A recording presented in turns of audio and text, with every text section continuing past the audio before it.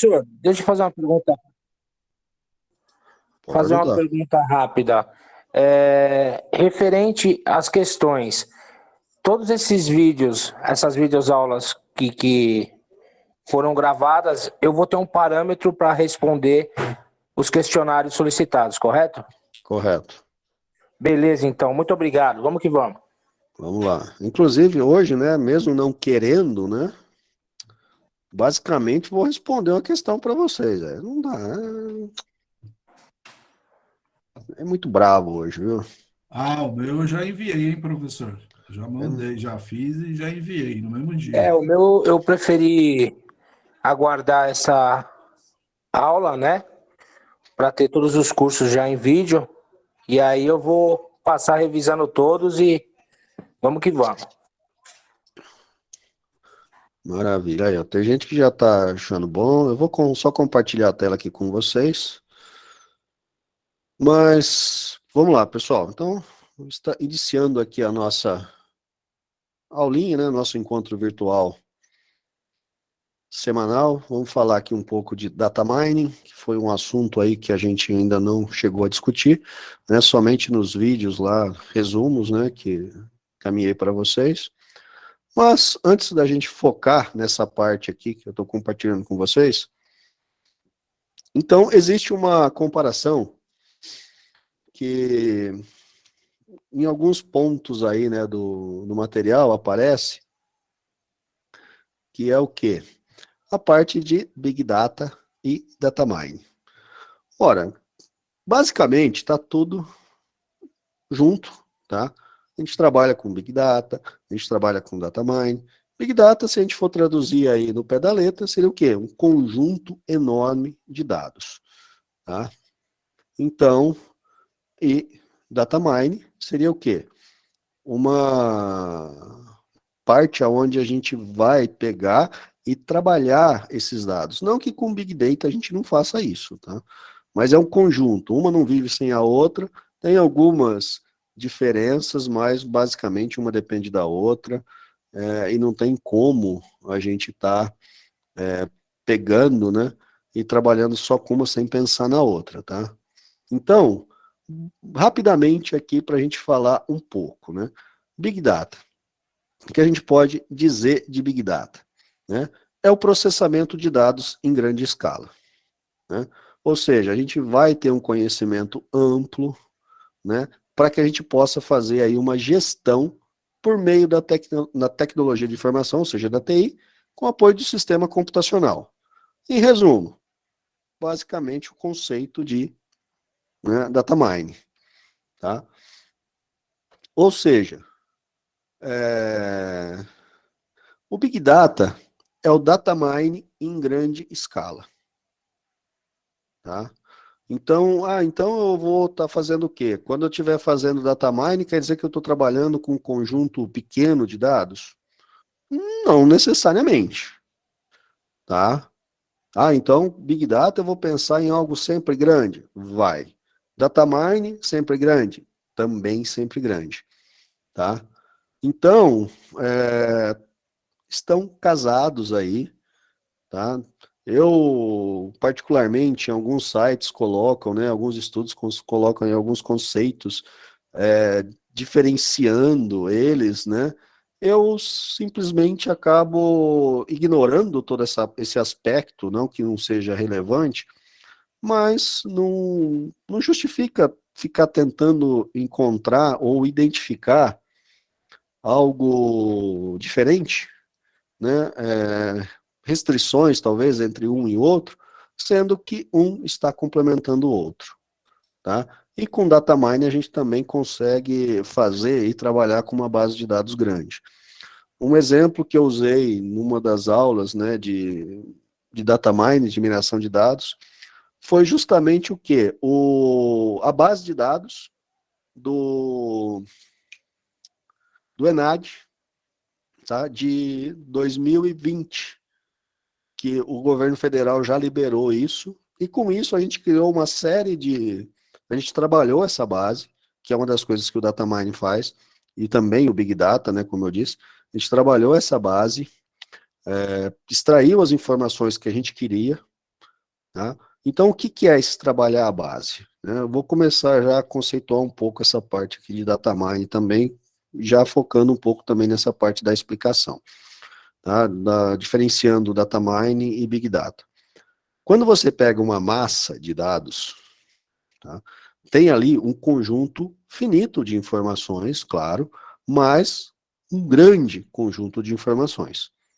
Tá? Diferente de você pegar, por exemplo, e isso também pode ser feito, né, usar a base de dados de comércio, né, de vendas de um mercado.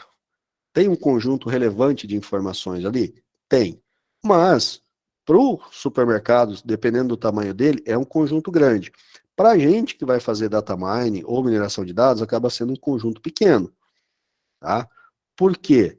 Porque o data mining, o big data, trabalha com um volume, por exemplo, o big data e o data mining ele é utilizado por empresas, né, de operadoras de cartão de crédito. Imaginem a quantidade de clientes que essas empresas têm e a quantidade de transações que ocorrem por segundo nessa base de dados com esses clientes.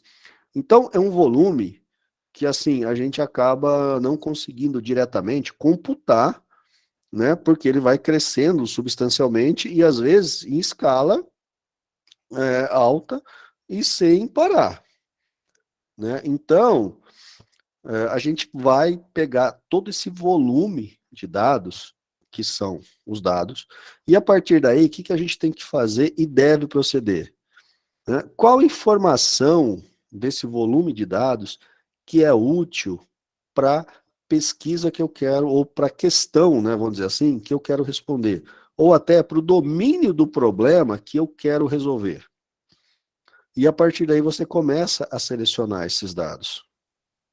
Selecionando esses dados, você começa a ter uma restrição, que não entendam como, eu estou trabalhando com pouca coisa. Não, você começa a restringir o volume de dados que você vai ter que usar. E isso você ganha velocidade. Tendo esse volume de dados, você vai preparar ele para poder processá-lo. E essa preparação inclui o quê? Verificar se tem alguma falha, se tem alguma informação nesse volume que não está legal, que vai gerar o que a gente chama de viés, que é um resultado incoerente por causa daquela informação que está errônea ali dentro, tá? E a partir daí, com essas informações que você pegou, você vai ter o teu resultado. E a partir do resultado, é como a gente tem, e eu mostrei para vocês lá, né, até no vídeo resumo, eu estou até usando a apresentação aqui com algumas alterações, mas é justamente isso, ó. Nós temos uma pirâmide. Então, a massa de dados, a base da pirâmide, por quê? Porque é algo grande, muito grande. Pegando e restringindo, né, fazendo uma retração dessa base de dados, o que, que a gente faz? A gente parte para a informação que nós queremos trabalhar. Ou seja, a informação que é crucial, que é fundamental para resolver o domínio que nós queremos, né? Resolver o problema do domínio que a gente está usando. Tendo essas informações, nós vamos fazer o quê? Começar a analisar essa base de dados. Começar a verificar o quê? Padrões, né? Começar a identificar critérios que vão ajudar a gente a prever algo que vai acontecer. E analisando, tendo conhecimento desses padrões, a gente chega aonde? No ápice da pirâmide. O que é esse ápice? É a sabedoria.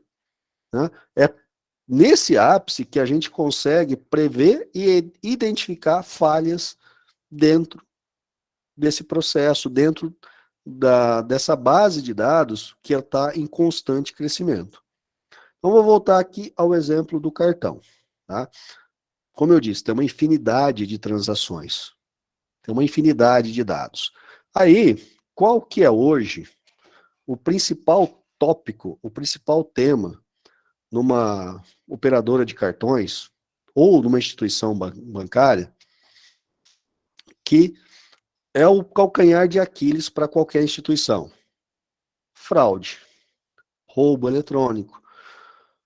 Então, e não pensem, tá? Vou abrir um parênteses aqui, que todo dia não acontece roubo eletrônico em instituições bancárias. Pelo contrário, acontece o tempo todo. Só que os bancos preferem arcar com esse custo, tá? Do que ficar divulgando, ó, o site do Banco do Brasil foi invadido, o site da Caixa Econômica Federal foi invadido, a conta de fulano foi roubada, não sei o que aconteceu. Ele já assume esse risco, ele já tem esse, vamos dizer assim, esse valor, né, reservado lá anualmente para assumir esse risco e, consequentemente, também investir. Tá? Investir para quê? Para evitar que esse tipo de fraude aconteça. Tá? E como ele vai fazer isso? Ora, primeira coisa, qual que é o domínio dessas instituições, do problema das instituições financeiras? Evitar fraude, evitar roubo.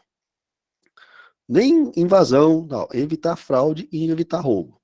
Então, dentre a massa de dados que eles trabalham, aonde pode acontecer esse tipo? Digamos que eles, analisando todos os dados, eles constatem que isso está mais relacionado aonde? A transações. Transações bancárias.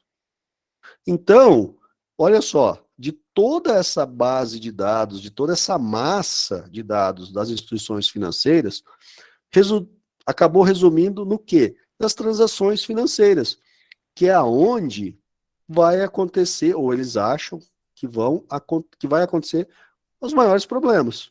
Então, nós chegamos aqui, ó, na parte mediana da pirâmide, que é aonde? A informação que nós vamos tratar. Tá? Tendo essa informação, o que eles começam a fazer?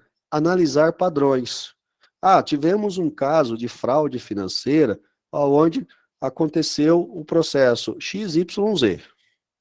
Então, o que eles começam a fazer? Analisar nessas informações que eles pegaram, aonde tem, né, esses processos XYZ. E a partir daí, eles começam a identificar padrões, sequências, que acabam culminando numa fraude, tá? Acabam culminando num roubo. Feito isso, né, o que acontece? Eles passam a investir no quê? Em prevenção dessas fraudes, desses roubos, para evitar que isso aconteça. E aí nós chegamos aonde? No ápice da pirâmide, que é o quê? A sabedoria. Olha, nós saímos da base e chegamos no ápice, no topo dela. Então, é todo um processo de estudo, de filtro, de identificação do domínio, para chegar, opa, nós sabemos agora que, e conseguimos prever que quando acontecer A, B e C, o próximo é a fraude. Então, a partir daí, a gente pega e corta isso. Tá? Isso acontece aonde? Instituições financeiras, como eu disse, operadoras de cartões de crédito, tá? O iFood tem um processo desse, tá? Para evitar fraude, tá? Pode não ser tão robusto quanto de instituições financeiras, mas é um processo para evitar fraude, tá? Então, hoje, acontece,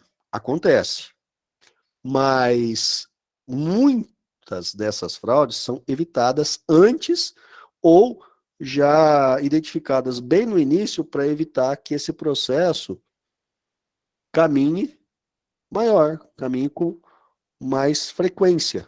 Ô, professor, Oi? seria naquele. Não sei se eu for falar que é besteira. Já peguei casos que se precisa, por exemplo, você vai fazer um cadastro, ele pede para tirar a sua foto e enviar para o banco, por exemplo. Isso também, teoricamente, é uma segurança a mais para evitar fraudes.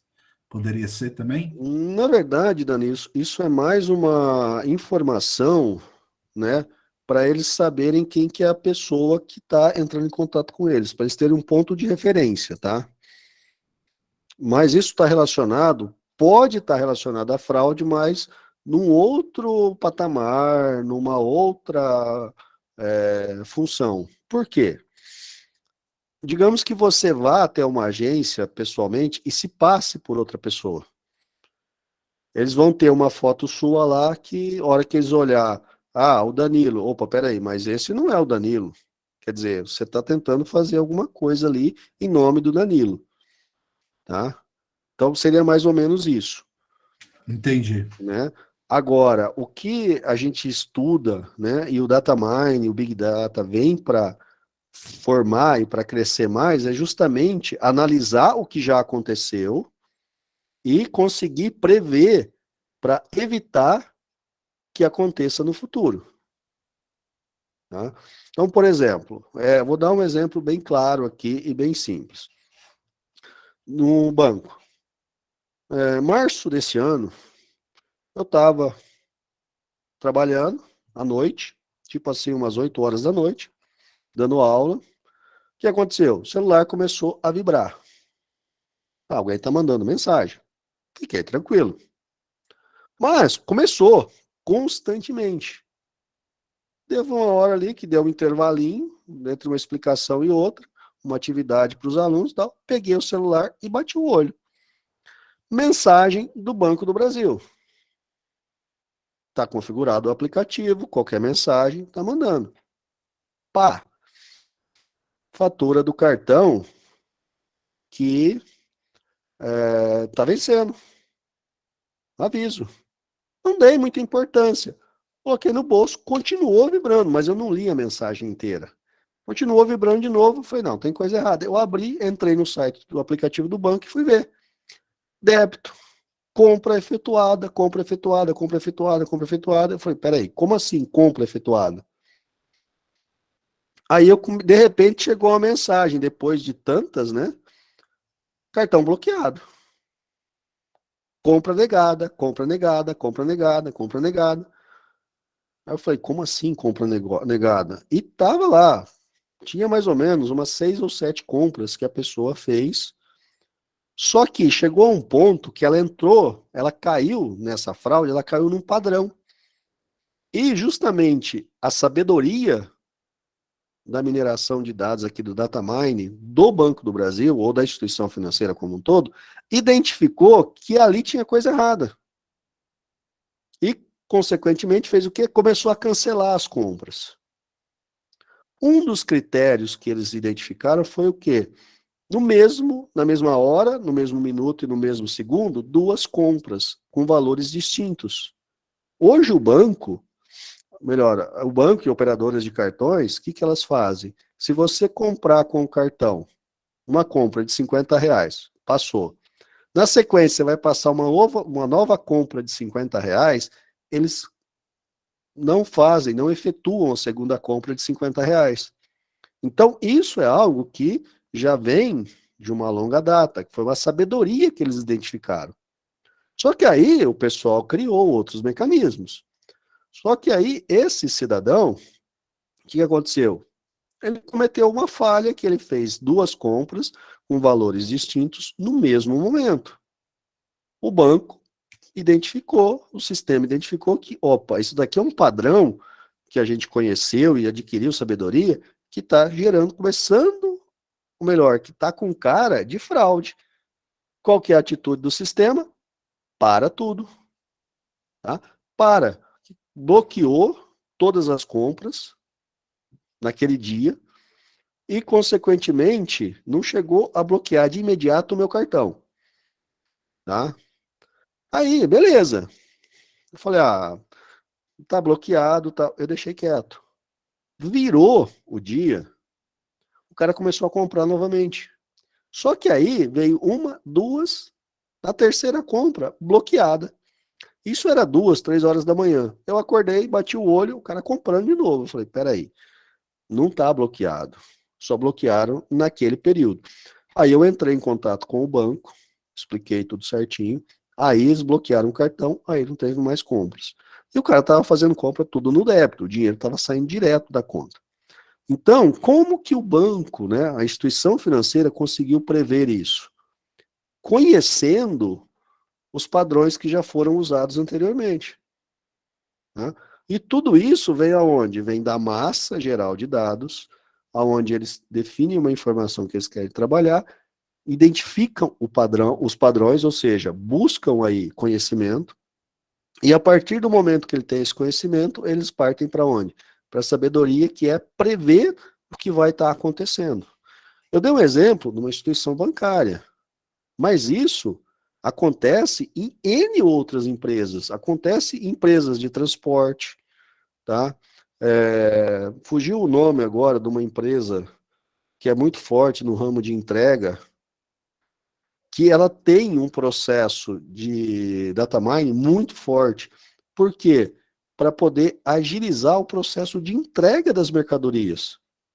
Então, o que, que aconteceu? Ela analisou o quê? O que o pessoal comprou? Não. Ela analisou o histórico de entrega dela. Viu, identificou padrões aonde ela estava tendo um custo mais alto e, consequentemente, através desse conhecimento, ela criou uma estratégia, uma sabedoria para minimizar esse custo e, consequentemente, diminuir o tempo de entrega dos produtos. Tá? Então, o data mining ele vem com uma série de coisas. Aquela história também que o pessoal fala, desde a época do BI, né, do Business Intelligence, que alguns supermercados, analisando, né, os padrões de compras dos seus clientes, identificaram que, se eles colocassem, por exemplo, uma gôndola de cerveja próxima à prateleira de fraldas, eles iam aumentar as vendas de cerveja. Por quê? Porque o pai passava para comprar fralda e já levava cerveja. Tá? Isso é um exemplo. Dentre outros que a gente já foi vendo e viu que acaba existindo.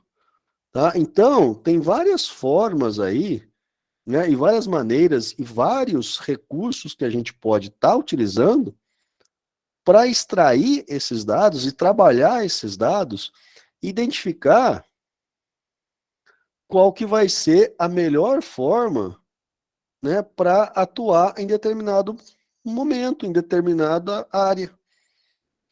Né? Por exemplo, um dos trabalhos que eu fiz, né, que foi muito legal essa parte, com o pessoal do ENAD, foi, por exemplo, identificar qual que era o perfil dos alunos que a gente tinha, né, principalmente da região Nordeste. Como que esses alunos se saíam nos estudos? Qual que era a idade, né, média desses alunos que estavam prestando o ENAD e também tinham a base de dados do Enem. Então, dava para casar, por exemplo, os dados do Enem com os dados do ENAD. Tá? Ó, no Enem, obviamente, aí tem, né, um conjunto de anos que você vai estar utilizando para poder filtrar de acordo com o ano do ENAD. Por quê? O aluno que está, às vezes, fazendo o ENAD numa faculdade se formou alguns anos para trás. Tá? Então, a gente consegue identificar esses pontos e, consequentemente, criar um padrão e identificar informações que vão ser úteis para fazer o quê? Vamos pegar os dados do Enem e fazer o quê? Diminuir a faixa etária, né, das pessoas que estão fazendo o Enem. Ou ainda, né, vamos pegar e vamos trabalhar para diminuir a faixa etária das pessoas que estão fazendo ENAD para que elas consigam chegar a uma instituição, né, uma faculdade, uma graduação antes, e não demore tanto tempo. E aí você consegue criar, identificar a quantidade de pessoas, você consegue extrair outras informações, que aí vai entrar num outro domínio, né, que aí entra também a questão de poder ou não utilizar esses dados, mas já que são dados do governo federal, estão de domínio público, a gente consegue utilizar, tá? E, consequentemente, nós vamos refinando isso e chegamos a um ponto, tá? E através desse ponto a gente consegue extrair e preparar e prever, ou seja, nós chegamos na sabedoria. Como que eu faço para resolver esse problema dentro do domínio que eu estou usando? Como que eu faço para fechar isso? Né? Como que eu resolvo esse problema? Como que eu aumento as vendas? Como que eu diminuo, por exemplo, a faixa etária de alunos que estão prestando o Enem? Né? Aí entra o quê? Entra a parte de reprovação, porque vai depender da região que ele está, vai depender do tipo de ensino que ele tem. Então, você vai chegando a um conjunto de conhecimento tão grande, que isso vai te dando tantos padrões, que tudo vai se ajustando e tudo vai gerando para vocês mais sabedoria e, consequentemente, nós vamos tendo esse know-how, né, esse conhecimento para poder resolver esses problemas. Né? Então, o data mining, ele vem justamente para isso. Agora, como que a gente vai fazer isso? Né? Um dos pontos aqui que vale, né, a gente pensar, e é justamente aonde, né, eu não queria entrar tanto, né, que é justamente a descoberta desse conhecimento, tá? O que a gente vai fazer? Né? Quais são as etapas que a gente vai ter para poder produzir resultados com esse conhecimento? Qual é o processo, o caminho que a gente vai ter que fazer para utilizar aí o KDD, né? Como que a gente vai chegar nesse ponto? Né? Como que a gente vai ter essa base de conhecimento, esse know-how, né? Como a sigla do KDD diz, né? Só pegando aqui, porque Knowledge Discovery in Database, ou seja, uma base de dados de descobrimento, de descobertura, tá? De conhecimento.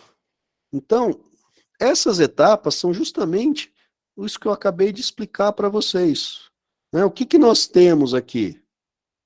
Nós temos o quê? A escolha da base de dados e seleção das variáveis de interesse, ou seja, os dados que são relevantes. Se eu estou pegando, eu quero evitar fraude no departamento, numa instituição financeira, eu vou pegar os dados do cliente? Não. Eu vou pegar o quê? Eu vou pegar as transações, que é onde mais acontece falhas, onde mais acontece fraude, e vou analisar como que as transações funcionam. Feito isso, eu estou começando a fazer o quê? Identificando essa parte, vou trabalhar com transações, vou pré-processar esses dados. O que é pré-processar esses dados? Ajustar os dados. Porque nem sempre esses dados eles estão íntegros. Às vezes tem algumas falhas, e justamente essas falhas nós temos que eliminar. Por quê? Porque isso vai gerar viés, isso vai fazer com que o conhecimento que nós estamos buscando seja errôneo.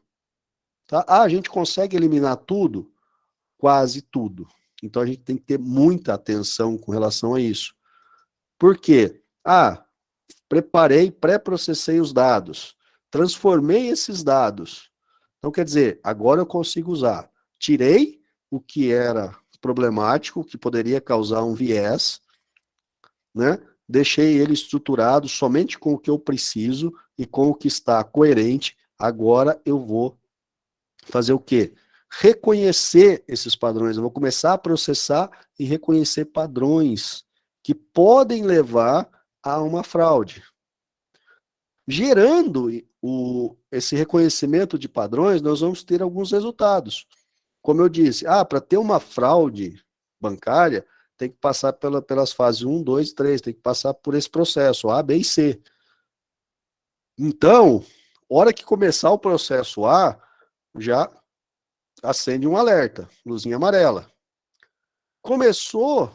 Passou pelo processo B, opa, peraí, já estamos aí a 70% de uma possível fraude nessa transação, nesse movimento que está acontecendo aqui nessa conta. Atingiu o processo C, opa, fraude, cancela tudo. para tudo já, acende luz vermelha dentro do sistema do banco e as coisas já se resolvem. Já elimina por aí. E evita-se a perca, obviamente, né, do dinheiro ou outras coisas piores. Tá? Para a gente não entrar em detalhe. Então, quando a gente pensa nessa questão da descoberta de conhecimento do QDD, é justamente essas 5 etapas aqui que a gente tem que focar. Tá? Identificar claramente os dados que a gente vai trabalhar. Definir qual que vai ser ali o nicho, né, o meio, o domínio que nós queremos, que são as variáveis, o que nos interessa. Né? Pré-processar esses dados, que é identificar tudo que tiver com problema e eliminar, ou até fazer algum ajuste, porque algum dado pode não estar formatado 100%, e isso vai gerar um viés, uma falha ali, que não vai ser 100% o resultado que nós queremos.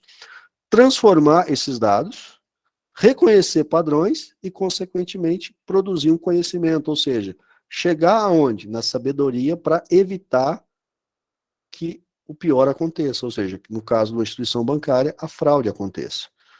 Tá? E aí eu até peguei do livro essa imagenzinha aqui, ó, que ela ilustra muito essa parte aqui.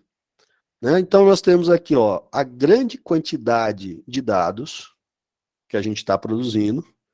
Nós fazemos o quê? A seleção, pegamos e geramos o quê? Dados relevantes, né, que a gente vai usar, ou seja, do montante nós pegamos somente o que nós queremos, porque não é interessante trabalhar com o montante. A partir daí, ajustamos esses dados, né? Então temos aqui os dados que a gente vai usar, fazemos um ajuste, uma transformação e aplicamos o quê? O data mining, ou seja, a identificação de padrões. Começamos a analisar esses dados, tá? Até que a gente defina os padrões e, consequentemente, com os padrões, nós vamos fazer o quê? Gerar ações que vão evitar que aqueles problemas aconteçam. Tá? Consequentemente, isso vai fazer o quê? Não, eu falei problemas aconteçam porque eu estava utilizando o exemplo da instituição bancária. Tá? Mas não é só para evitar problemas, evitar que problemas aconteçam. Mas é também para quê? Eu quero alavancar as vendas, né? Eu quero conquistar novos clientes, né? Qual que é o padrão de cliente que eu devo atuar ou que dá mais dinheiro? Tá? A gente vê em vários filmes, em vários documentários, que o pessoal pega lá uma big de uma planilha, uma montanha de dados, e começa a analisar isso. Tá? Um exemplo, tá, que eu me lembrei agora, eu nem ia usar ele, mas eu me lembrei que eu achei uma parte interessante. Tá? Porque eles fazem esse processo de mineração de dados e fazem de 2 formas. Isso é o que é o mais legal. Uma forma que é mais, vamos dizer assim, atual e tecnológica, e uma outra forma que é antiga, tá? Mais manual, mas que também tem esse resultado. Às vezes um resultado um pouco mais demorado, pela forma com que ele é analisado, mas também é algo que chega no resultado que nós queremos. Eu acredito que vocês tenham assistido o filme Um Senhor Estagiário, tá? Com o Robert De Niro e a Anne Hathaway.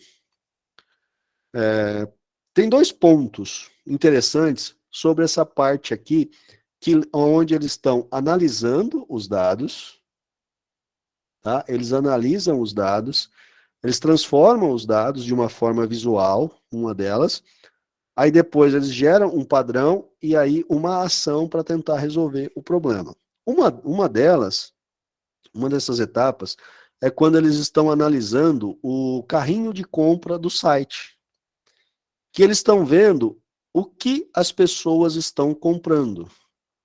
Olha, eles têm uma base de dados enorme. Eles poderiam pegar o que dessa base de dados? Tudo. Cliente, idade, tudo. O que eles pegaram? Eles não pegaram algo que ainda nem existia, né? Que o pessoal às vezes não dá muita importância, que é o que a pessoa coloca no carrinho de compra. Olha o que foi relevante para eles. o que as pessoas estão comprando e como elas estão comprando. Tá? E chega um momento que duas clientes, né, duas pessoas que estavam acessando o site, escolhem o mesmo produto, que são as botas. Eu não lembro agora exatamente quais os estados, mas tinha uma distância entre eles, e as duas colocaram no carrinho. Olha, as duas estão comprando o mesmo produto. Mas, o que aconteceu? Uma desistiu. Então, eles identificaram ali um padrão de compra, tá? Que em determinados estados a bota ia ser vendida, tanto no estado um pouco mais frio, no estado um pouco mais quente.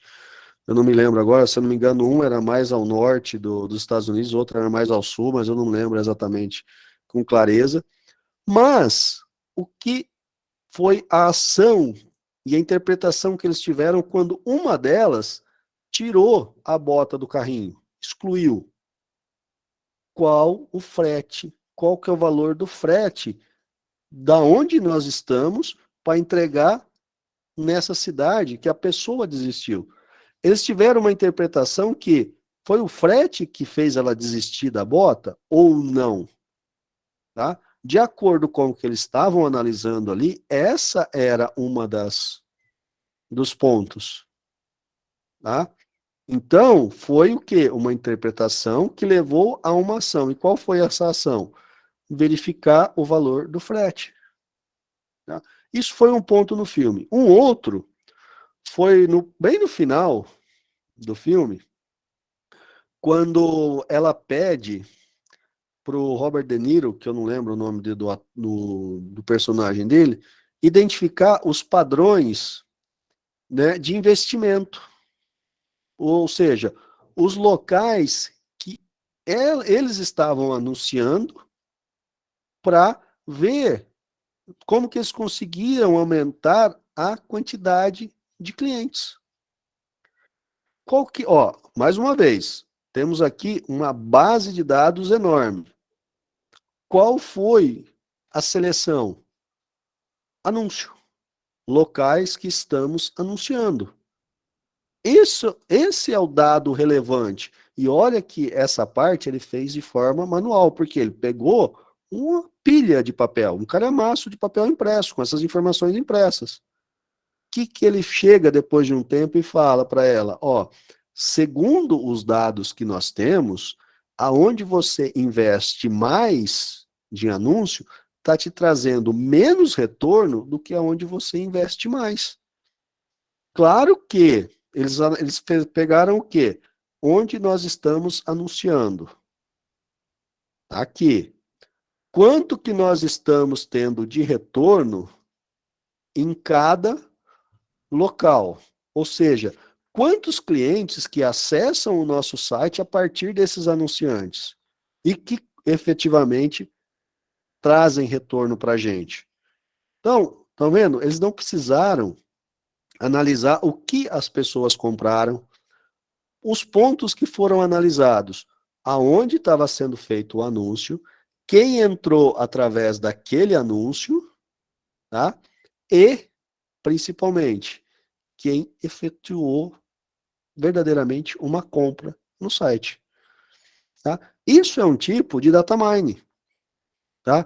Uma massa de dados e, a partir daí, dados relevantes, analisamos, cria-se um padrão, entende, absorve esse conhecimento e usa essa sabedoria para resolver o problema. O problema aí, no caso, era o quê?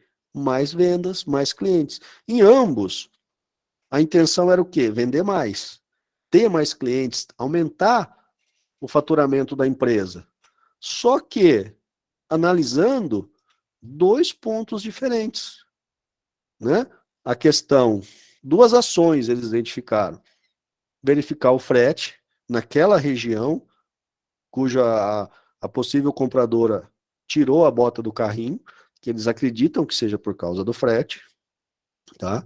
Pode ser, né? Tem um dado histórico aí que pode estar interagindo e comprovando isso, né? E também quais os locais que estavam trazendo para eles de anúncio mais clientes efetivos, tá?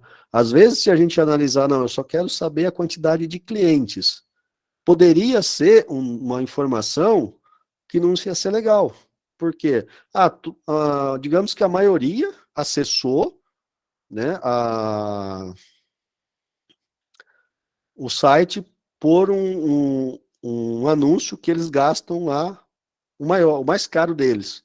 Só que, dessa maioria, foi uma minoria que acabou efetuando a compra. Então, a gente vai vendo essas distinções, tá? E a gente tem que tomar cuidado quando a gente busca seguir esses padrões e interpretar isso. Por quê? Para eles, num primeiro momento, poderia ser que o site que eles estavam investindo mais, como estava trazendo, né, maior divulgação, era o melhor. Só que, com base de a inclusão de uma única variável, que era quem efetivamente comprou, eles chegaram à conclusão que o site que eles investiam menos no anunciante estava trazendo um maior retorno para eles. É uma mudança drástica. Por quê? Para que eu vou gastar muito, sendo que eu posso dobrar o gasto nesse que eu gasto menos aqui e, consequentemente, trazer mais clientes? Tá? Então, são interpretações e a busca do conhecimento que vai gerando cada vez mais e mais informações, e a gente vai identificando isso na parte da mineração de dados. E isso é que é crucial, tá? Isso é que é crucial. O que é um bom profissional que atua na parte de mineração de dados? É esse profissional que consegue identificar claramente num conjunto grande os dados relevantes e, a partir daí, processar esses dados, identificar os padrões e fornecer para a empresa a sabedoria para resolver aquele problema.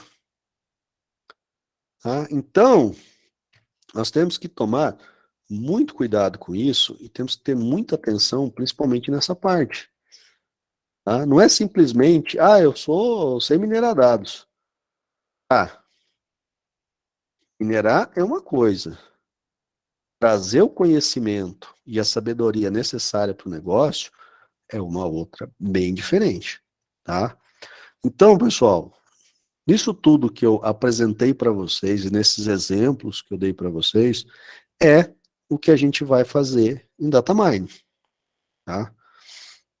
O que a gente vai fazer, não hoje, porque não ia dar tempo, eu tenho que preparar algumas coisas para vocês virem mais preparados para que a gente possa fazer junto. Inclusive, instalar uma IDE, que é bem tranquila para funcionar, para que vocês possam criar as etapas da mineração de dados, aplicar o data mining, o conceito, né, do KDD, que é o ponto crucial aqui do data mining, dentro de uma base de dados, né, é, real, tá? E nós temos uma infinidade de bases de dados que a gente consegue utilizar.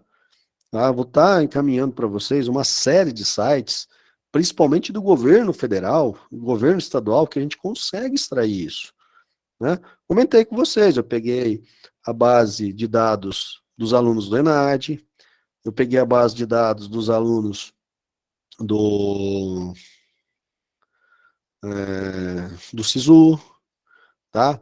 Tem uma série de dados de gastos com educação que a gente consegue trabalhar. Né? Então, o que a gente precisa?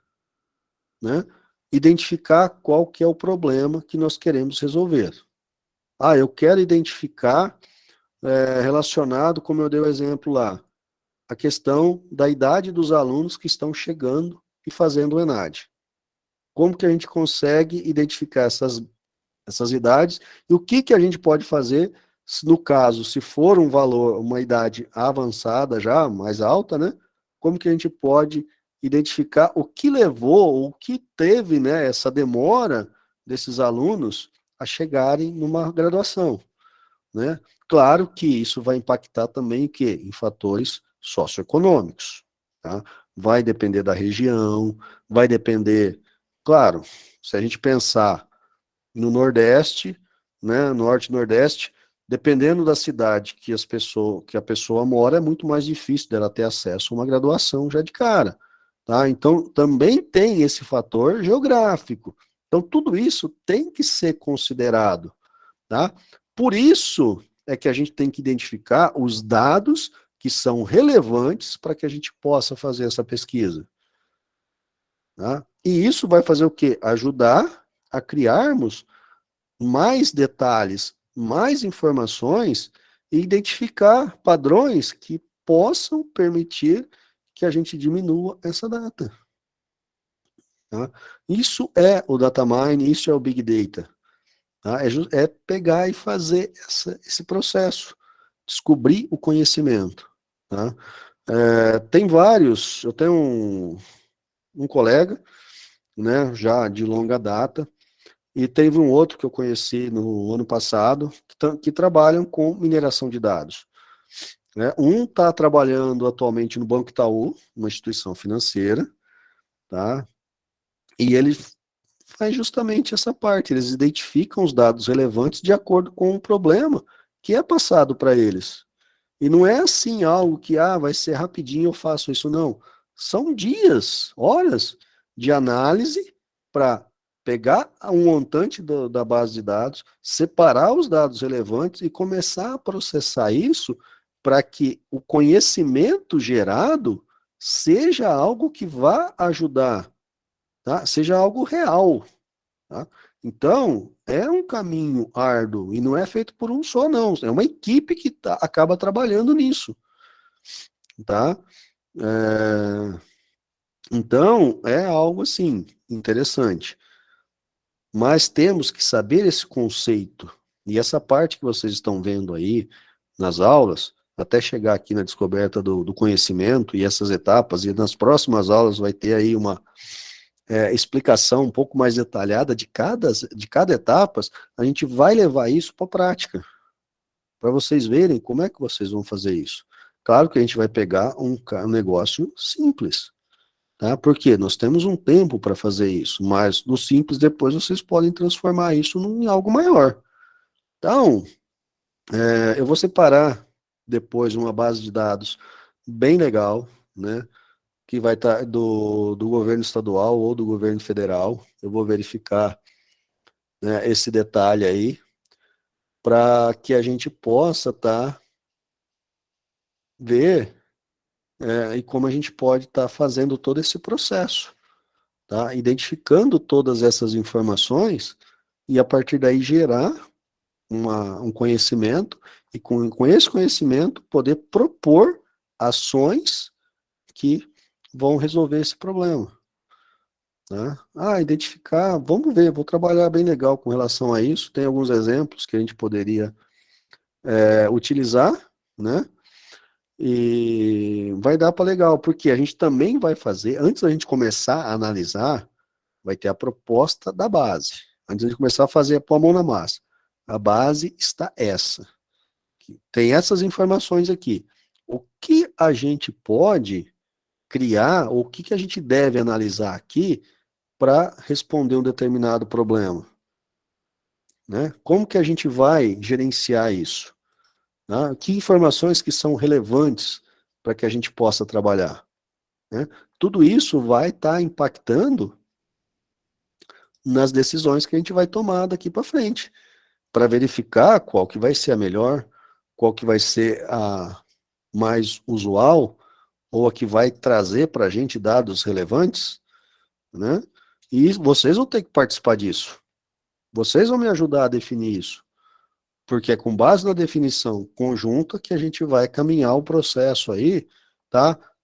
Eu vou usar Python nesse primeiro momento, mas não tem muita diferença com relação à linguagem R que vocês estão vendo aí no material, tá? E vocês vão conseguir gerenciar isso e vão conseguir trabalhar com isso depois com qualquer base de dados que vocês desejarem, tá? Aí vai ficar a cargo de vocês evoluírem, e como eu já disse, podem contar comigo que eu vou estar à disposição aí para estar ajudando vocês. Às vezes pode demorar um pouquinho para a gente identificar e resolver o problema, mas que a gente vai conseguir resolver, a gente vai. Beleza? Pois não, Murilo? Boa noite, professor. Sobre a linguagem R, pode ser usada ela e Python na mineração? É isso? Você fala usar as duas juntas? Não, ou uma ou outra. Pode ser usada uma ou outra, sem problemas. Porque eu não cheguei nessa parte ainda do material, né? Da linguagem R, sobre a linguagem R. Sim. Mas ela é muito diferente de Python, de Java. Ah, sim, tem algumas diferenças na sintaxe, tá? Sim. Toda linguagem de programação tem diferenças na sintaxe, mas o conceito lógico, conhecimento lógico é o mesmo para todas, Entendi. tá? Então, a forma com que vocês vão acessar uma base de dados vai seguir o mesmo raciocínio, só que obviamente vai mudar um pouco a forma de vocês escreverem a linha de comando, tá? Mas é o mesmo conceito. Mudaria a sintaxe só. Eu perguntei porque Java e linguagem C tem meio que uma semelhança, né? Sim, Algumas semelhanças. Por isso que eu perguntei. Mas legal saber. beleza? Como o Igor disse, né? Boa, Python é vida. Até quando eu não sei, por enquanto é o que está na moda, né? Vamos ver como é que vai ficar mais adiante, né? Então, pessoal, alguma dúvida, algum conceito que ficou aí durante vocês estudando as aulas, vocês queiram tirar agora, ou tá tudo tranquilo, as coisas estão caminhando bem, estão fluindo, né? No decorrer aí também da ATD1 com relação. Sim, Luciana. Boa noite, professor. Boa noite. Não sei se ainda, porque eu comecei a ver agora o vídeo, mas ainda não chegou na parte de que aplica as fórmulas. Acho que essa parte acho que a gente ainda vai demorar um pouquinho para ver, né? Vai. Na verdade, agora a linguagem, se eu não me engano, está a partir da aula 7 ou 8. 6, professor. 6? 6. Valeu, Igor. Eu tô... Então, quer dizer, muitos de vocês ainda não viram ainda, porque até a semana 4, né? Essa semana agora foi a semana 5, né? Deveriam estar estudando, né? Mas, assim, é bem tranquilo com relação a essa parte, né? Não é algo assim, muito complexo. Não, se a gente for seguir, né, um padrão e for caminhando bem devagar aí, né, vocês vão entender, e se vocês forem praticando, também vocês vão estar entendendo toda essa parte, tá? Não existe assim nada fora do comum, não. Né? Então, são os comandos básicos, né, que a gente acaba utilizando ali, seguindo a sintaxe, para filtrar os dados, separar as colunas que nós queremos, ou seja, os dados relevantes que a gente vai utilizar, analisar os dados que a gente pegou, remover alguma informação que não está legal, transformar alguns dados, né? Porque quando a gente pega uma base de dados, nem sempre os valores numéricos, ele vem, né, eles vêm prontos para você poder fazer cálculo. Você vai ter que trabalhar esses dados. E muitas vezes ele vem com algumas falhas que você não consegue converter todos para número. Aí que você tem que fazer? Analisar, olhar, fazer a transformação desses valores, né? Sim, Luciana? Porque eu comecei a ler, né, essa semana 5 e 6, e eu realmente, assim, eu achei bem complicado. Eu tive que voltar várias vezes, algumas coisas eu não entendi. Mas eu acredito que nessa aula de hoje a gente não deve falar sobre as questões de fórmulas, não, né? Oi, desculpa, Luciano, cortou um pouquinho? Essa aula de hoje, provavelmente a gente não vai chegar nessa parte, né? Acho que eu vou Não. deixar para iniciar isso depois, porque eu realmente achei bem complicado. Acho que vai ser igual eu estudando com você mesmo explicando, vai ser melhor. Hoje, assim, eu acabei deixando essa aula um pouco mais conceitual, já preparando vocês com exemplos e tudo mais, para que a gente possa chegar num próximo encontro e já falar assim, ó, tá aqui a nossa base. Lembra que eu comentei que aqui tem os dados brutos? né? Então, a partir daqui, a gente vai começar a ver esses outros pontos. Tá? David? Minha pergunta é assim, por exemplo, ali você está falando a questão de a gente pegar e fazer a mineração desses dados. Eu também consigo construir esses dados para ter um banco, para me depois ir tirando essas informações? Sim, obviamente você vai construir esse banco como? Usando um sistema gerencial. Por exemplo, um exemplo do supermercado. Tudo que entra e sai do supermercado está registrado pelo sistema que eles utilizam lá. A hora que você passa no caixa, vai dando baixa no estoque, às vezes pode não ter ali todos os dados, por exemplo, da pessoa que comprou. O máximo que às vezes tem ali é o CPF, quando você pede para informar o CPF, tá? Mas, o que acontece? Ele sabe que, por exemplo, quem comprou... vou dar o exemplo da fralda e da cerveja novamente, né? A pessoa que foi lá e comprou fralda, às vezes levou cerveja. E eles começam a analisar o quê? Além da fralda e da cerveja que a gente está analisando, o que mais essas pessoas levaram? Tá? Levou mais produtos relacionados à higiene para bebês. Então, quer dizer, a maioria dessas pessoas tem um filho pequeno, tem um bebê em casa. Então, eles começam, a partir daí, identificaram um domínio, né? A maioria das pessoas que compra fralda e cerveja leva outros produtos de higiene pessoal para infantil, para criança. Beleza, então quer dizer, provavelmente o pai veio, né, para comprar fralda, comprar essas coisas e acabou levando cerveja também. Então vamos propiciar que toda vez que ele vir, ou outros virem comprar fralda, ou algum produto de higiene infantil para criança, a cerveja esteja aí do lado, para que eles possam ver, opa, vou levar também, e já levar isso. Então eles estão aumentando as vendas de um produto específico, que é alinhando cerveja com, no caso, fralda, higiene,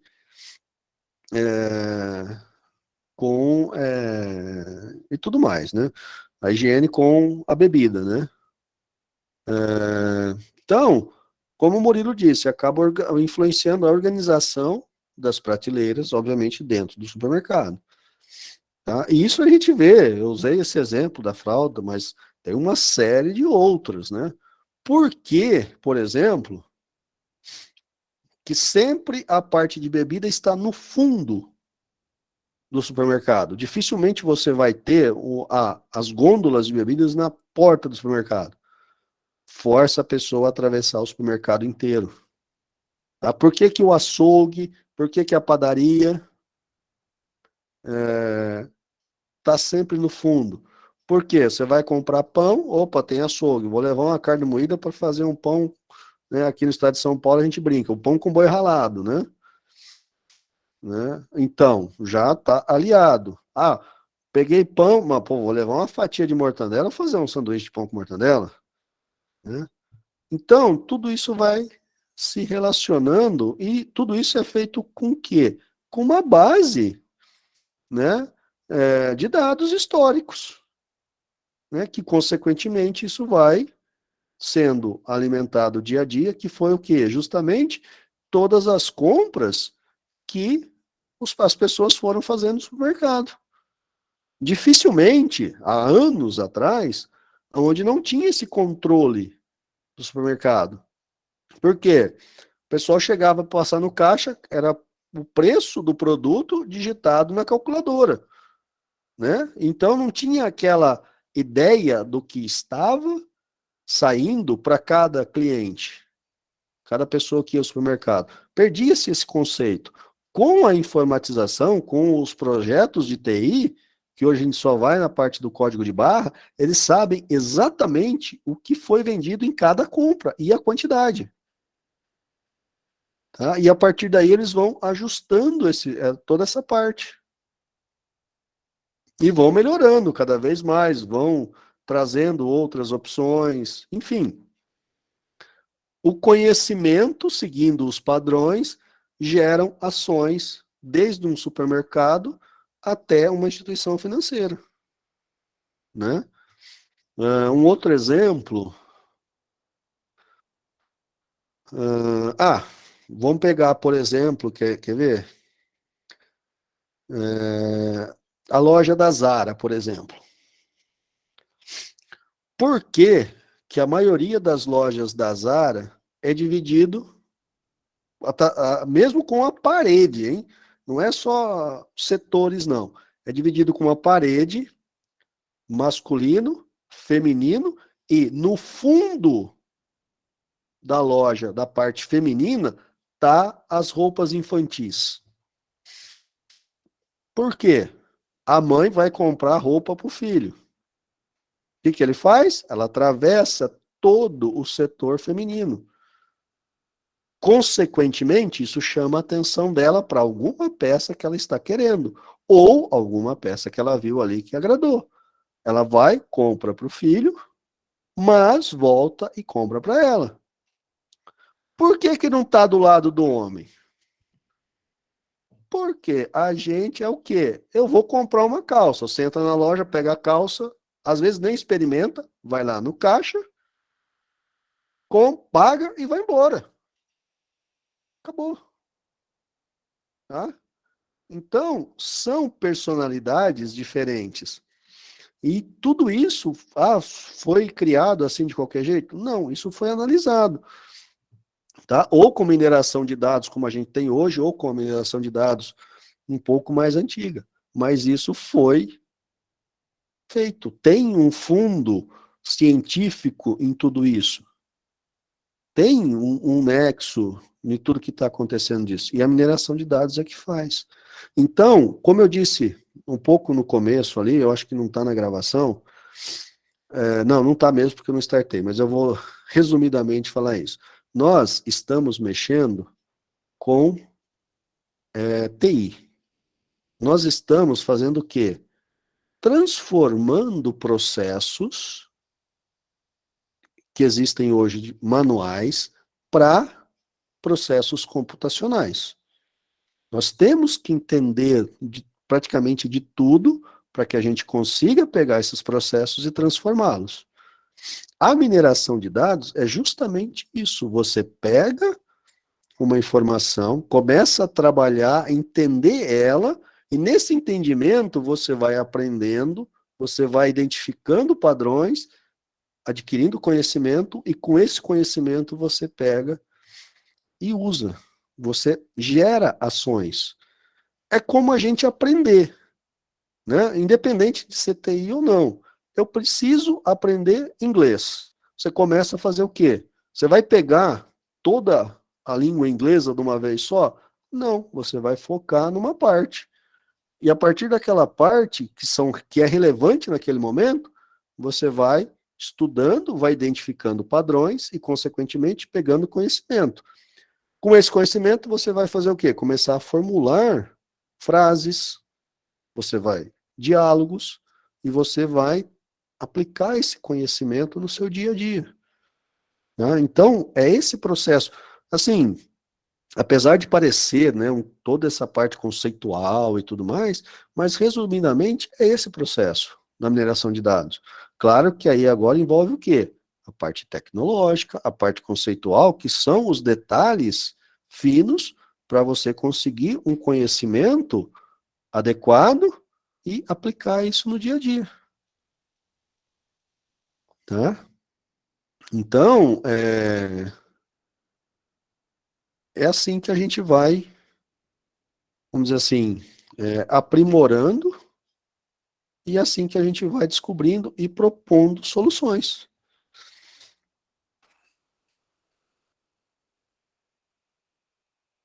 Aí, ó, o Jefferson aqui, ó o Miguel já na padaria, ó, na padaria, né? Que é um estabelecimento, de certo modo, pequeno ali, perto das proporções que eu acabei citando. Qual a ideia? Deixar o iogurte embaixo para a criança ver. Daqui. Por quê?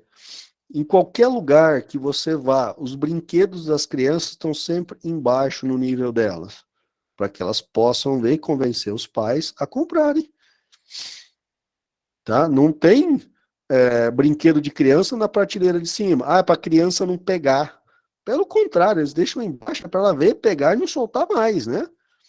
A maioria dos chocolates estão embaixo, pensando na criança. As balas, né? Até esse exemplo que o Jefferson deu aqui, eu estava prestando atenção. No sábado eu fui ao supermercado, estava passando ali pelo setor de balas, né? De doces e tudo mais, e estava reparando isso. As balas mais assim de menta, mais, vamos dizer assim, azedas, ardidas, elas estão em cima. Por quê? Para os adultos verem, tá na linha dos adultos. Agora, bala de iogurte, balinha, né, fina e tudo mais, tá onde? Tá ali embaixo, tá?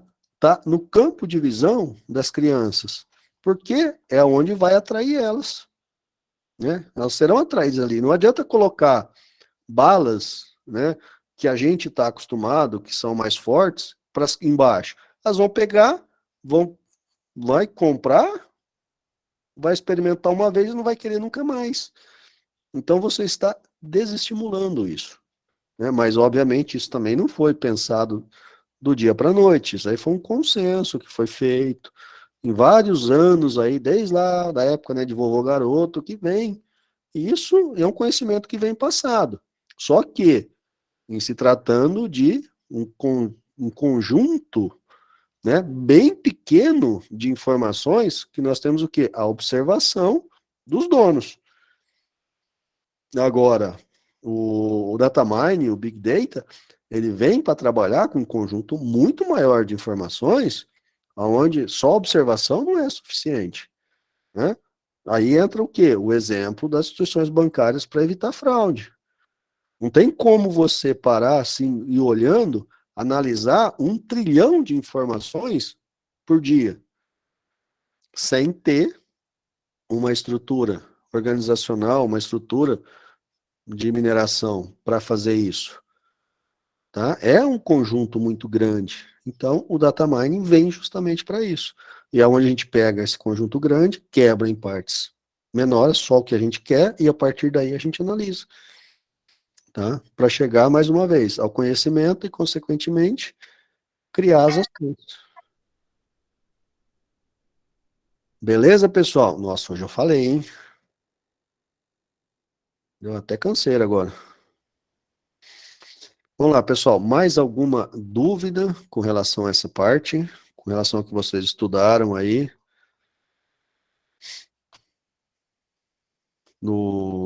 Principalmente nessa parte de Big Data, né? De Data Mine, tá? Hoje, como eu disse, eu não preparei nada prático. Por quê? Porque se a gente começasse alguma coisa prática hoje, aí nós provavelmente íamos virar à noite, né? E também não deu tempo de eu passar para vocês as informações para vocês se prepararem aí também, instalando a IDE, né, para vocês poderem ir fazendo junto, tá? Então faltou esse ponto, mas eu vou, assim como eu fiz o vídeo, né, sobre a instalação do NetBeans, vou fazer um vídeo também mostrando todos os passos para vocês instalarem a IDE que a gente vai estar utilizando. É uma IDE bem leve, né? Mas funciona muito legal, ela tem uma interface gráfica bem legal, tá? Não, Igor, é o Anaconda, tá? Ele trabalha no browser, no navegador. O PyCharm é show também. Tem como você, através dele, do Anaconda, abrir também o PyCharm também para você utilizar. Então, ele traz tudo isso. E uma parte interessante é que o Anaconda, ele faz toda... ele faz toda a integração, todas as bibliotecas que você vai precisar do Python para resolver o problema, ele já traz isso pronto. Você não tem que ficar instalando de acordo com a sua necessidade, tá? Então é bem tranquilo isso, é bem legal. Ele tá, quer ver? Eu tenho até ele instalado aqui, ó. Aqui, ó, Anaconda Navigator, tá? Mas depois eu vou passar todos os passos aí para vocês instalarem, que aí fica bem mais tranquilo, bem mais sossegado essa parte, tá? Não, Douglas, na prática não é muita dor de cabeça não, viu? Não, a gente só dá umas cabeçadas, mas não é muita não, né? A cabeçada maior é quando as coisas não funcionam, né? Aí você fica de ponta cabeça mesmo. Pois não, Murilo? Na verdade, era uma sugestão para as outras disciplinas Sim. sobre as aulas online, porque eles não utilizam a mesma plataforma. Eles dizem que é norma da instituição. Mas se fizesse nessa plataforma também, igual o senhor faz, seria bem melhor do que fazer pelo YouTube. É que eu sou meio chato com relação a isso, e eu também não, assim, às vezes eu não sigo muito as normas, né? Mas, assim, eu gosto de uma interação maior, né? Principalmente com vocês, alunos e tudo mais, para a gente ter esse contato. É uma das coisas que, ao pouco, eu estou plantando essa sementinha lá também, tá? Então, pode ser que nos próximos capítulos aí vocês também se deparem com isso. E uma Exato. das E coisas, a integração é bem melhor, nem se compara. e uma das coisas é que eu uso, na verdade, né? Eu tenho uma licença de uma outra instituição, onde eu consigo colocar até 250 alunos em cada reunião do Meeting. Por isso que eu mando para vocês sempre 2 links, porque vocês são mais de 500 agora, né, alunos nessas disciplinas. Então, se entrar todo mundo, precisa ter 2 salas. Né? Mas eu já estou plantando essa sementinha lá também, já estou conversando com a diretora, já para a gente começar a viabilizar um pouco mais essa parte. Tá? Ô, Tainá, sempre quebrando regras. Mas sempre pensando no bem melhor, né? No bem maior, vamos dizer assim, né? Então a gente vai ajustando essa parte. Pois não, Cheshire. Boa noite, professor. Meu nome é Cheffer. Podia uma ideia aí, né? Colocar uma lista, pessoal aí que concorda com essas reuniões mais interativa, igual o que o senhor faz, a gente passar, né, para poder subir aí para o pessoal da administração da faculdade. Eu acho que seria de peso. Então, eu tô conversando já, tá? E vamos ver como que a gente consegue aí tá viabilizando melhores para todo mundo, tá? E aí, que nem, por exemplo, eu colocava as gravações no Drive, né? Aí, conversando numa das reuniões, né, dos encontros que a gente teve, professor, coloca no YouTube também para a gente assistir, fica melhor tal. Então, o que que eu faço? A hora que eu recebo o áudio da gravação, eu já pego e coloco nos dois, tanto no Drive quanto no YouTube. E aí passo o link para vocês, o que vocês acharem melhor para assistir, ou no YouTube, ou no Drive, fica a cargo de vocês. No Drive dá para vocês fazerem o download. No YouTube também dá, né? Tem que ter aí uns aplicativozinhos, né, para poder fazer o download, mas também dá. Mas é um pouco mais complicado. Então tem as 2 opções aí que vocês conseguem estar utilizando. E assim, eu sempre, na medida do possível, procuro estar sempre melhorando essa parte, né? E obviamente, né, como o Murilo colocou aqui, facilitando a interação, que eu acho muito legal essa parte. Né? E às vezes vocês podem ver que eu fico mais olhando aqui para o lado, porque eu tenho 2 telas aqui, né, vendo o que vocês estão escrevendo, para poder tá respondendo aí e tá acompanhando. Bom, só uma questão aqui que a Miriam também está perguntando, e teve outras observações aqui. Pessoal, o projeto integrador, né, fazendo aí um resumo bem rápido, é uma integração que a gente faz entre as disciplinas, tá? Então, a ideia é pegar um tópico onde vocês vão abordar assuntos de 2 ou 3 disciplinas e vocês consigam integrar esses assuntos e responder uma questão. Tá? Eu já postei uma questão no projeto integrador como atividade, mas foi unânime aqui, ninguém conseguiu ver essa questão. Eu vou verificar, logo depois que terminar a aula aqui, o que aconteceu, tá? Pode ser que eu tenha feito alguma caquinha ali, não sei, né, a gente não é perfeito, mas a questão foi colocada lá já, né? A não ser que eu estava dormindo quando eu fiz isso. Mas eu vou verificar para que eu possa estar ajustando isso daqui, ajustando essa parte. E vocês podem fazer o seguinte: como vocês têm aí o grupo que vocês ficam discutindo outros assuntos da disciplina e tudo mais, se vocês quiserem formar grupos de até 5 pessoas para responder as questões do projeto integrador, fiquem à vontade, tá? É até interessante, por quê? Porque aí vocês discutem, sintetizam as ideias e colocam isso no papel, tá? Então, tem essa relevância, isso é bem legal. Uma das coisas que eu peço para vocês é, formamos um grupo, então aí que cada um do grupo poste a mesma resposta, mas no cabeçalho da resposta o nome dos integrantes do grupo, porque aí eu já sei quem fez parte daquela resposta na hora de fazer a correção. Facilita nesse caso para mim, tá? Então eu vou verificar ainda hoje, no máximo amanhã de manhã, sobre essa questão da atividade do projeto integrador, para poder estar liberando para vocês. Como deu esse imprevisto, eu acho que o projeto integrador era até dia 11 para entregar também, mas aí eu estico a data da entrega, tá, dessa atividade, mais umas 2 semanas, para que vocês possam aí estar conversando, estarem discutindo esses detalhes aí, se forem fazer em grupos, tá? Grupos até 5 pessoas. Se optarem por fazer sozinho, sintam-se à vontade também. Não tenho queixa, não tenho reclamação com relação a isso, não.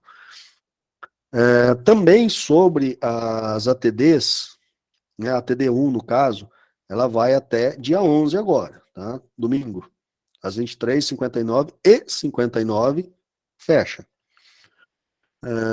Caso aconteça algum problema na hora do envio, por favor, me avisem também lá no WhatsApp, que aí fica fácil de eu estar vendo, e também já, bloqueou que eu não consigo mandar. Eu vou lá e faço a liberação para vocês mandarem, né, finalizarem esse processo de envio da disciplina.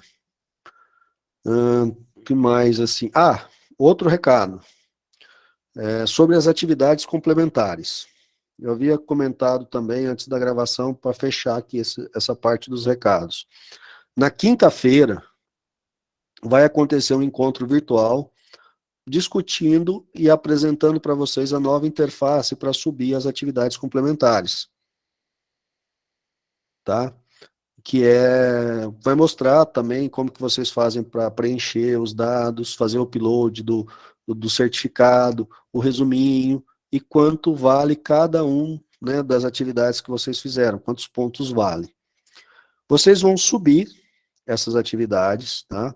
A gente vai estar verificando, caso tenha algum problema, a gente vai pedir para vocês ou submeterem ou fazerem alguma coisa, mas eu acho que assim, inviabilizar uma atividade complementar é muito raro isso acontecer, a não ser que não tenha nada a ver mesmo com os cursos. Tá? Aí a gente aprova os pontos e aí vocês vão ter uma contagem da quantidade de pontos que vocês já têm das atividades complementares. Tá? E aí também vai estar esse gerenciamento. Então, quinta-feira vai ter essa atividade, tá? Esse encontro virtual. Provavelmente eu não vou conseguir participar, se for na quinta mesmo, porque eu vou estar dando aula, né, para uma outra turma. Mas eu vou tentar, dependendo do horário, ver se eu consigo encaixar aí. Vamos ver como que eu consigo fazer isso na quinta-feira. E, mais uma vez, lembrando, semana que vem, né, segunda, terça, quarta, quinta, vocês vão ter a semana de gestão, tá? A semana de gestão vai envolver o quê? O pessoal da administração, gestão de recursos humanos,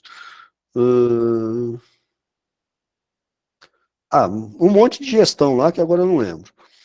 Mas participem, vai ter alguns assuntos interessantes lá, tá? Principalmente relacionado à LGPD, né, que é a Lei Geral de Proteção aos Dados, né? O pessoal vai estar discutindo esse assunto lá. E então participe. E todas as palestras, né, vão valer como certificados para atividade complementar, tá?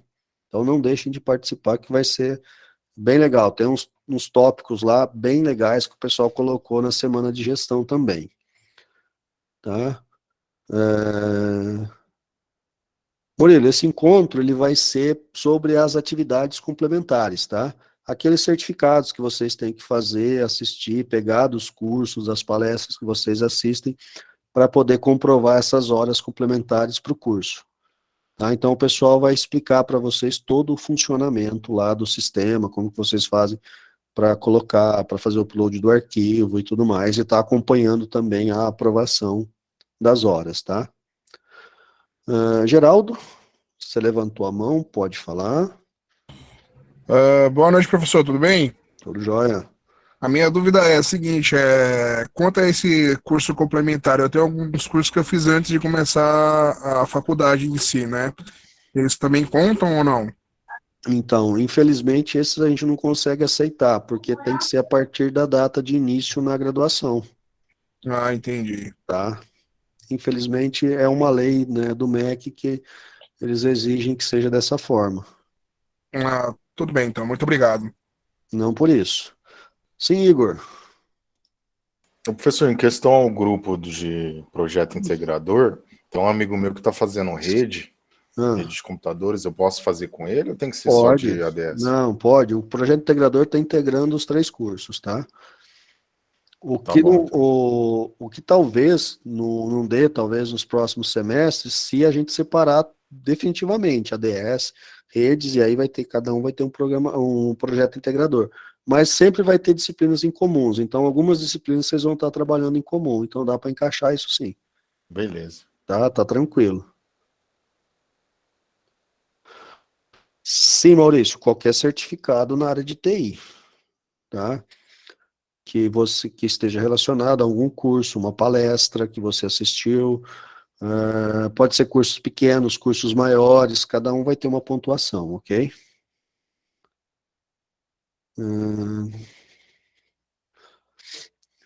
Sim, Guilherme.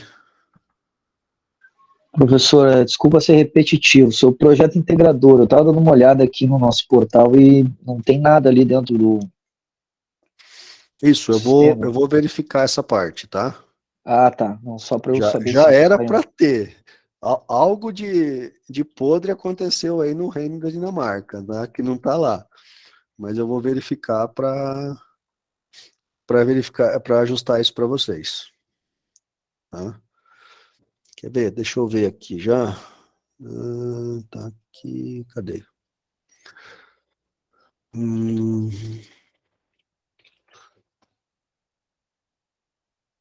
Deixa eu ver se por esse perfil aqui eu consigo ver essa parte. Cadê? Projeto integrador. Tá, elementos avaliativos. Gerenciar. Pessoal, entre aí, eu tô vendo aqui em projeto integrador. Deixa eu voltar aqui. Deixa eu ver se tem mais algum aqui. Atividades.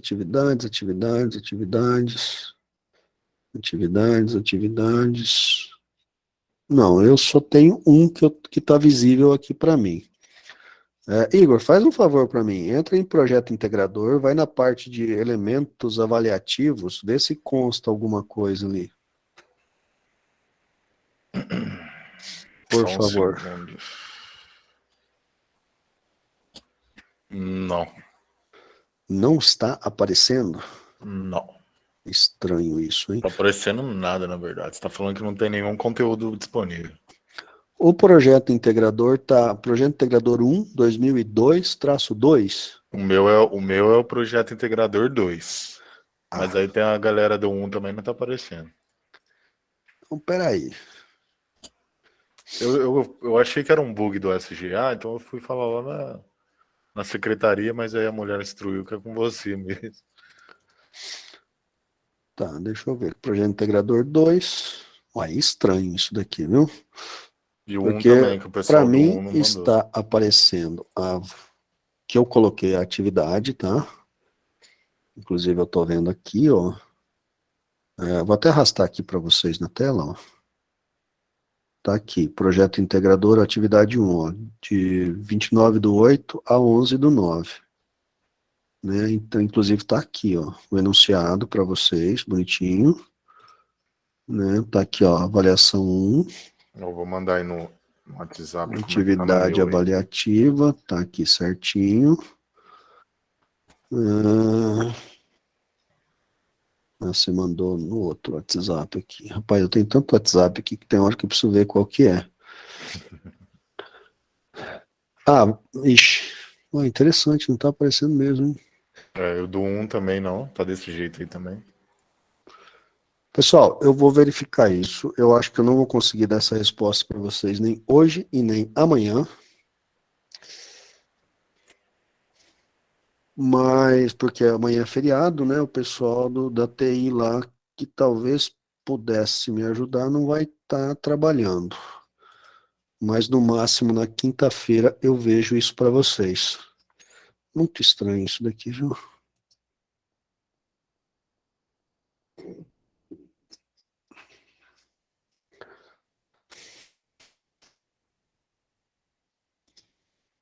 Deixa eu ver se tem alguma outra parte aqui. Vê agora, Vitor, que eu fiz um negócio aqui. Quem sabe agora apareça alguma coisa aí para vocês. No projeto. Você está no 2, né? Peraí, deixa eu fazer no 2 aqui também. Peraí. Deixa eu voltar aqui. O professor, agora para mim apareceu aqui. Tá, então eu Tá já. assim, ó, o que é projeto integrador, trilha de aprendizagem. E aí vocês vão ter a visão do. Aí, agora apareceu. Agora apareceu. Eu tava meio doidão aquele dia, não é possível, velho. Tomou uma cervejinha, né? Não fala isso não, vai. Pô, os caras. Se eu contar a história pra vocês vão ficar com pena de mim, viu? Eu só não vou contar agora também porque tá gravando. Não, é só parar de gravar, pode contar. Aí, beleza, agora tá lá, ótimo. Mas pode ficar tranquilo, pessoal, que eu vou esticar mais uma semana para vocês essa questão do projeto integrador, tá? Pelo menos até o final de semana seguinte. E se precisar de mais um tempo, a gente dá uma esticada também. Mas alguma dúvida a mais sobre datamine que a gente estava discutindo aqui? Ou tá tranquilo? Peço desculpa. Sim, Murilo? A minha dúvida não é mais sobre datamine, é sobre os cursos complementares. Porque eu estou fazendo um que eu iniciei antes da graduação. E ele só vai terminar em novembro. Esse vai valer? Esse vale, porque você terminou ele depois, tá? No beleza. início. Beleza.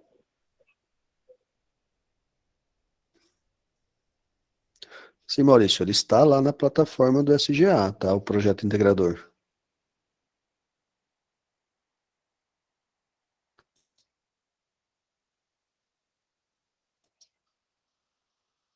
Segundo o que o pessoal já está repostando aqui. Os cursos antes não servem, Raquel.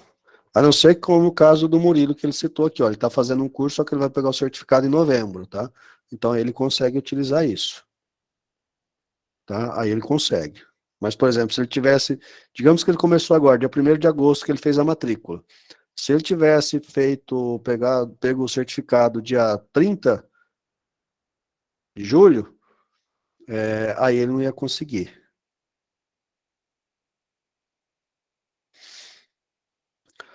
Julie, eu preciso dar uma verificada com essa questão da segunda via da palestra de sábado, tá? Você chegou a informar lá o teu CPF, teus dados, tudo certinho?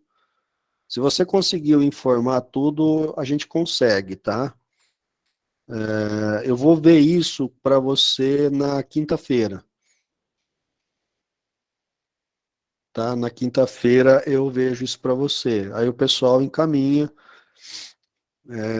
para você esse certificado, ou eu pego lá, encaminho para você aqui pelo WhatsApp, eu vejo aí o que eu consegui lá na hora. Se eu não conseguir na hora, o pessoal encaminha para você no seu e-mail depois, tá?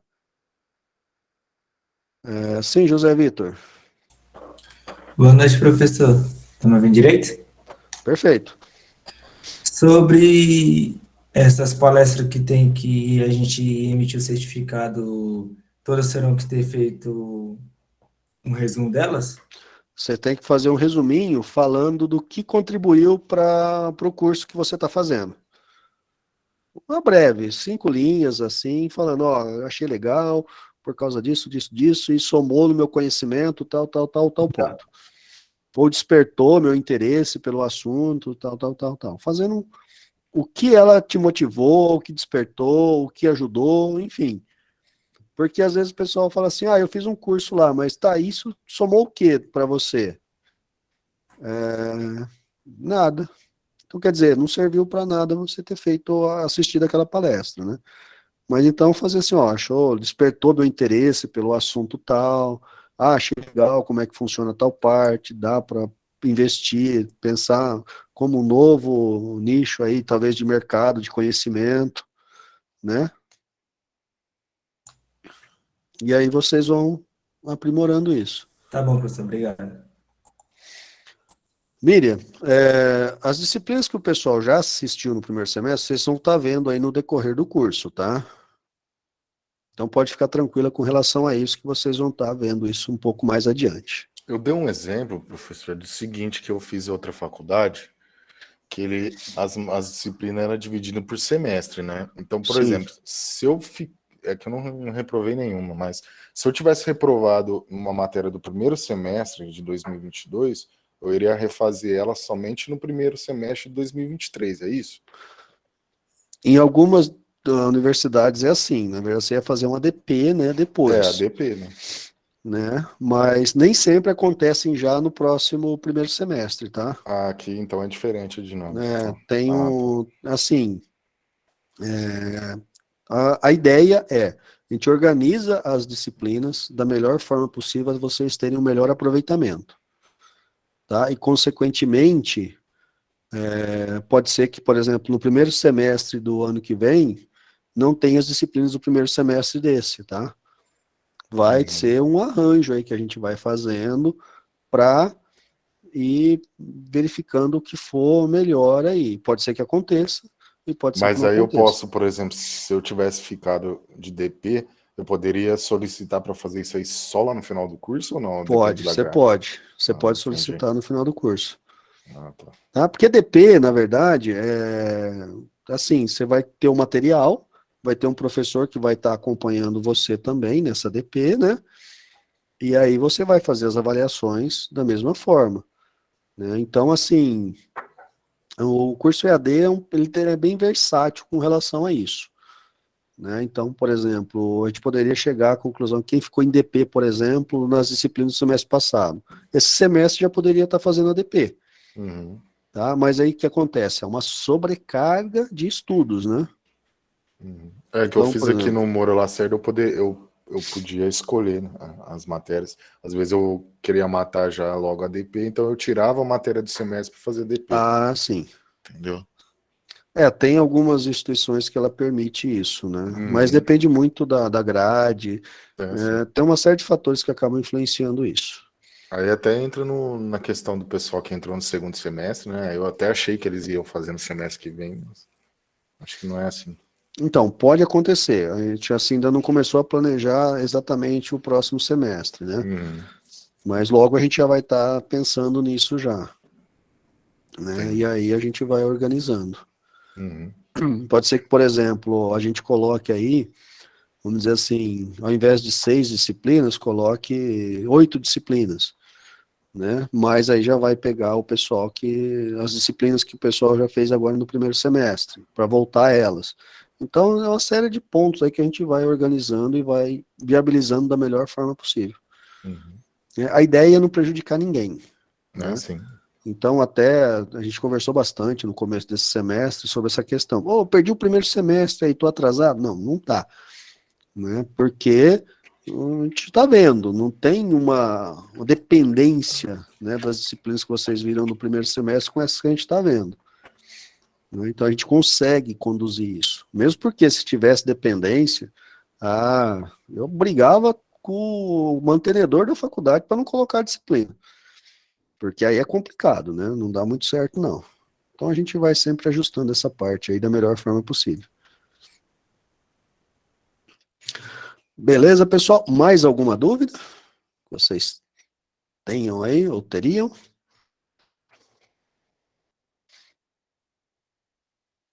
Eu vou, acho que tá meio tranquilo aqui, finalizar a gravação, porque ele já vai gerando o vídeo. E aí eu